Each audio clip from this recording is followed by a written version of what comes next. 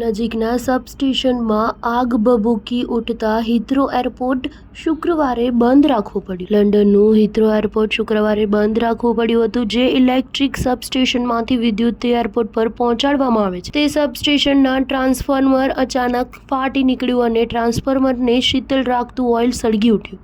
આ સાથે એરપોર્ટ પરનો વિદ્યુત પ્રવાહ બંધ થઈ જતાં એરપોર્ટ બંધ કરી દેવું પડ્યું હતું અને એરપોર્ટમાં રહેલા 150 પ્રવાસીઓને એરપોર્ટમાંથી બહાર કાઢી મૂકવામાં આવ્યા હતા.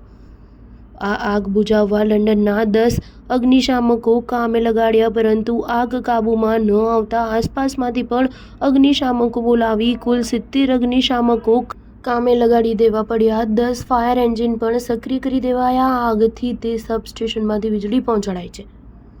તેમાં અનેક મકાનોનો, દુકાનોનો પણ વીજળી પુરવઠો બંધ થઈ ગયો હતો.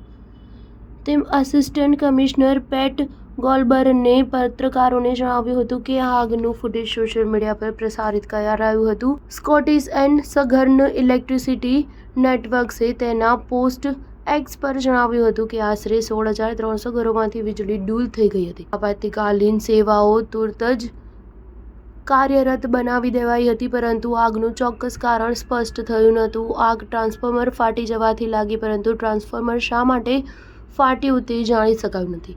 તેથી આગનું ચોક્કસ કારણ જાણી શકાયું નથી. દરમિયાન આસિસ્ટન્ટ કમિશનર ગોલ્ડબોર્ને લોકોને સલામતી માટે સતર્ક રહેવા કહ્યું હતું અને અગ્નિકાંડવાળા વિસ્તારમાં ન જવા કહ્યું હતું. સ્ટાર ન્યૂઝ 7 હંમેશા સચ્ચાઈની સાથે.